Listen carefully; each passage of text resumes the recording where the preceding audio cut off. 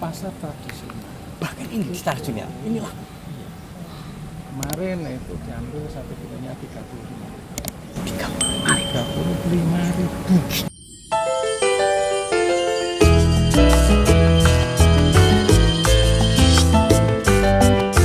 Assalamualaikum warahmatullahi wabarakatuh. Ketemu lagi dengan saya Sulismono di channel saya sendiri Sulismono. Dan kali ini kita berkesempatan atau mendapat kesempatan yang luar biasa, yaitu kita berwawancara dengan Pak Sam, ahlinya dari ahli istilahnya ya, untuk tanaman alpukat. Dan sekarang ini Pak Sam itu memilih aligator sebagai tanaman di kebunnya. Nah, kita akan mewawancarai, mengurai bagaimana sih kelebihan aligator? Karena terus terang aligator terkenal sebagai alpukat jumbo, alpukat yang indah, alpukat yang nikmat, dan alpukat yang berbuah terus menerus. Kita akan wawancarai. Yuk, Pak Sam, ini Pak Sam. Pak Sam dari mana ini Pak Sam? Monggo Pak Sam. Oh, dari Dusun Kategi, Desa Kebun Rejo, Kecamatan Salaman, Kabupaten Magelang. Nah, monggo yang mau lihat kebunnya. Lihat nih. Buahnya Pak Sam yuk, banyak gini. Potensi sekali Pak Sam. Padahal ini umur berapa Pak Sam? Ini umur 2 tahun 1 bulan. Wow. Tapi yang kita tanam itu kira-kira harga 500-an. Oh, maksudnya nah, dia yang sudah gede ya, yang sudah 1 tahun umur Pak. Iya, berarti kalau di Nganu mungkin dia 3 tahun lah ya. 3 tahun. Oke. Tapi ini udah berbuah pertama atau kedua? Ini berbuah kedua, tapi yang kemarin itu kan agak kurang potensi. Iya. Gitu. Kalau ini Pak produksi Pak, gimana kok sampai hebat kayak gini? Memang ini ciri khas dari aligator. Jadi saya pilih menanam aligator, satu perkembangan produktivitas. Produktivitas, iya. Kedua ini bentuk kecabangan yang cenderung ke atas. Berarti kalau kita bisa menata cabang, berarti kita akan memperoleh produktivitas yang lebih tinggi dari alpukat yang lain. Kenapa? Kita tidak membutuhkan lahan yang begitu luas. Oh. Betul, ini memanjang ya jadinya, betul. Jadi bukan berarti mesti seperti ringin itu malah banyak ya. Iya. Jadi saran Pak Sam nih untuk jarak tanam dengan potensi kayak gini. Kita nggak perlu lebar. Kita perhitungan berkebun itu kira-kira ya maksimal 15 tahun. Karena dengan perhitungan itu akan terjadi perubahan tren. Iya. Jadi misalnya kualitas dari sisi rasa dan lain sebagainya itu sudah ada perubahan juga. Dan menurut pengalaman kita itu semakin tingkat ekonomi masyarakat semakin tinggi, tuntutan kualitas, rasa, dan mungkin besar kecil juga akan sangat berpengaruh. Misalnya khas dengan harga 200 lebih itu ternyata masih laku. Betul. Banyak yang cari Pak. Dan itu buahnya tidak besar. Nah, sekarang tuntutan pasar itu yang gerita justru yang besar. Jadi terbalik dengan orang-orang yang sudah mapan di dunia di ekonomi. Oh, justru gitu. Dan lagian, maaf ya, yang kayak gini yang berlaku yang laku di pasaran misalnya swalayan gitu ya. Kalau di swalayan saya kurang tahu, tapi di pasar tradisional. Bahkan ini di stasiunnya. Inilah. Iya. Kemarin itu diambil 1 kilonya 35.000. Iya. Ngeri. Nah, itu karena pilihan ini Pak. Iya. Pernah Pak menawarkan ke supermarket? Saya enggak pernah, karena kan saya banyak teman. Betul. Artinya banyak pemasar yang di sini. Jadi Bapak spesialis di kebun gitu, lebih banyak gitu. Gimana Pak menurut mereka? Jadi yang sudah tahu misalnya alpukat aligator, ternyata juga menyarankan saya untuk nanam aligator. Karena kan kebutuhan pasar, misalnya kemapanan pasar aligator, misalnya kita punya produksi yang lain itu masih menyesuaikan. Jadi kelemahan pasar kita, petani kita itu seneng yang macam-macam. Padahal itu juga dari teman-teman yang ada di pasar itu kelemahan. Makanya saya juga menyarankan kalau mau menanam dalam jumlah besar ya satu jenis saja. Oh gitu, jadi monokultur gitu Pak ya? Sesuai dengan agroklimatnya, karena kan berpengaruh nanti di produksi dan kualitas buah. Ini di ketinggian berapa Pak? Jadi kita sama teman-teman mengambil keputusan, misalnya untuk aligator itu untuk dataran rendah. Ini dataran rendah? Jadi dari kurang dari 100 sampai 400. Wow, menengah Pak ya? Sampai menengah. Betul. Tapi tidak kalah produktifnya di bawah 100. misalnya yang dikembangkan di teman-teman yang sudah mulai produksi di Jember itu kurang dari 100, ternyata juga produktivitasnya bagus. Wah, luar biasa. Ini sampai ke bawah-bawah ya. Nah, dan ini perlu saya sampaikan dengan pupuk organik murni ya, atau yang sampai sampai di tanah itu tidak busuk. Iya, kelebihan dia juga ya. Kelebihan pupuk organik. Dan nanti akan berpengaruh di kualitas buah. Jadi saya pernah juga dikirimi teman dari Blitar, itu yang pupuknya anorganik itu ada serat-seratnya. Tapi kalau yang pakai organik, alhamdulillah enggak ada. Jadi lebih lembut. Ada bedanya, Pak. Ada bedanya. Jadi lebih halus. Dan sebenarnya itu organik itu kalau benar, ya, berarti kan lebih murah. Kita bisa memanfaatkan limbah, misalnya pupuk kandang, dedaunan, misalnya daun bambu, rumput-rumput yang seharusnya dibuang, kita bisa manfaatkan. Dan hasilnya seperti biasa. Itu ada yang di sebelah sana tuh Mas lihat itu. Mendek gitu, sampai gitu. Ngeri. Dan Pak ya apa besarnya bisa berapa sih Pak? Maksimal kemarin yang terbesar itu 1,4, berarti rata-rata antara 8 sampai 1,4 kilo tembus ya. Kalau rasa Pak, maaf mungkin Bapak sudah uji rasanya gimana Pak? Ya kalau dengan kendil itu mungkin tingkat kandungan airnya saja, tapi dari sisi rasa sebenarnya juga tidak beda jauh. Kalah dengan Miki memang menurut kita itu lebih lembut, terus tampilan juga lebih bagus. Apalagi bisa 1 kilo bisa 3 gitu orang suka kadang-kadang. Tapi itu pasar ya, jadi kita nggak banyak ngurusin pasar, yang penting permintaan banyak dan kita wow gitu lah. Ngeri. Kelebihan Pak dibanding yang lain Pak, kelebihan dalam hal apa? Mungkin dalam hal perawatan mungkin Pak. Jadi itu tadi sudah saya sampaikan, misalnya dari bentuk percabangan batang cenderung ke atas, hampir menyerupai pagoda kalau dibiarkan. Jadi kita berkebun itu kalau bisa ketinggian itu nanti ini setelah panen kita pangkas di 2 meter. Jadi kalau bisa sampai umur 15 tahun itu tidak lebih dari 4 meter.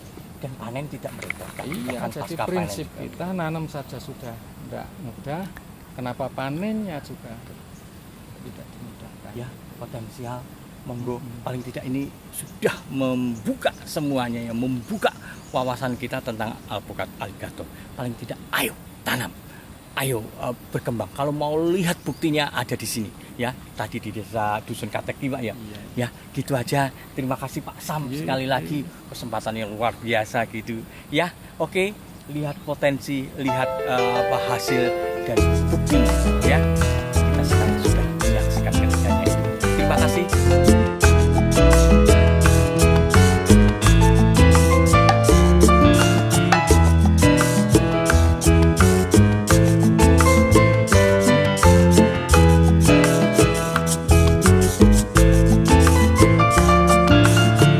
Tampilkan terus kepada Anda bagaimana satu persatu dari alpukat ini berbuah dengan kecantikan.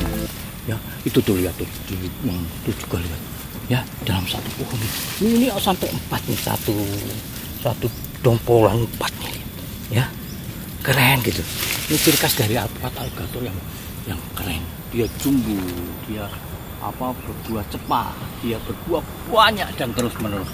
Bahkan maaf ya, kayak nggak berhenti nih alpukat ini, diambil berbunga gitu ya.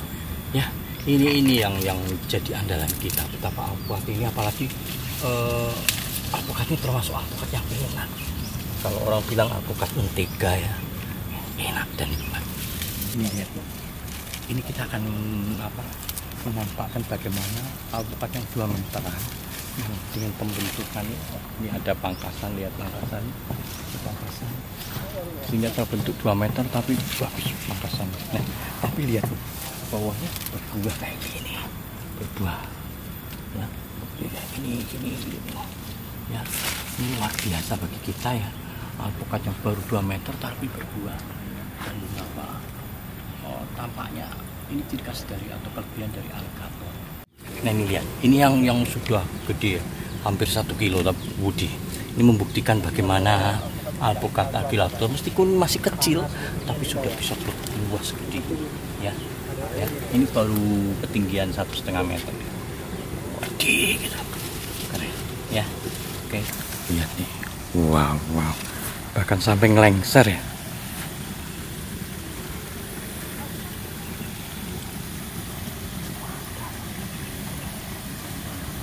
Nah lihat nih, sampai ngelengser gini ya. Lihat. Ini baru tinggi berapa, 2 meter.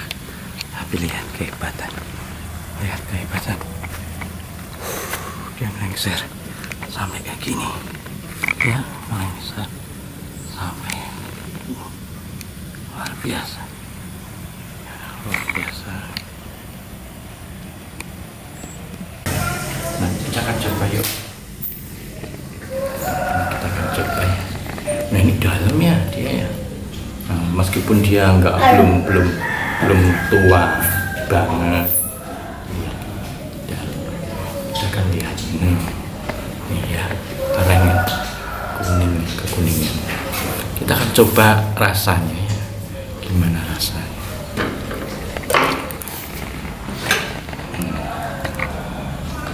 Ini tebelnya.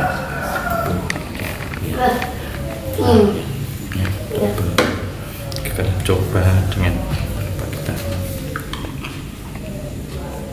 lembut, enak, ada sedikit manis ya, jarang ada di alpukat lain.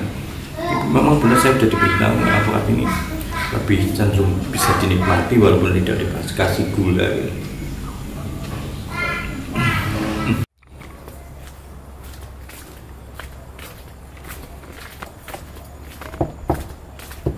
Keren kan?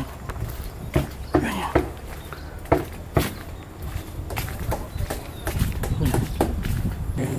Di sini dia. Ya. Cut. Untuk apa namanya? Tabulapot tersedia cepat. Silahkan monggo.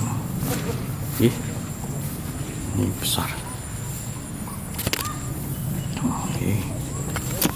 Sini. Ini luas ini kebun. Jadi kalau Anda bisa. Udah gede-gede dan siap untuk dikirim ke rumahan. Siap untuk bagaimana mampu untuk berbuah di tempat Anda. Ya. Bahkan yang kecil pun kita menyediakan yang ukuran lebih kecil dari itu. Yang maksudnya yang polipot, yang masih di pot atau yang pot tapi di polybag yang berkaki. Silakan, monggo kita menyediakan untuk yang berkaki. Ya gitu ya. Nah, lihat nih, ini lautan bibit alpukat yang gede-gede. Sekarang kita akan membahas tentang tabulapot alpukat alligator. Ada juga alpukat Mickey, Pak ya. Nah, dalam ini kita akan mewawancari pekebun atau yang perawat kebunnya. Pak Sinten, Pak?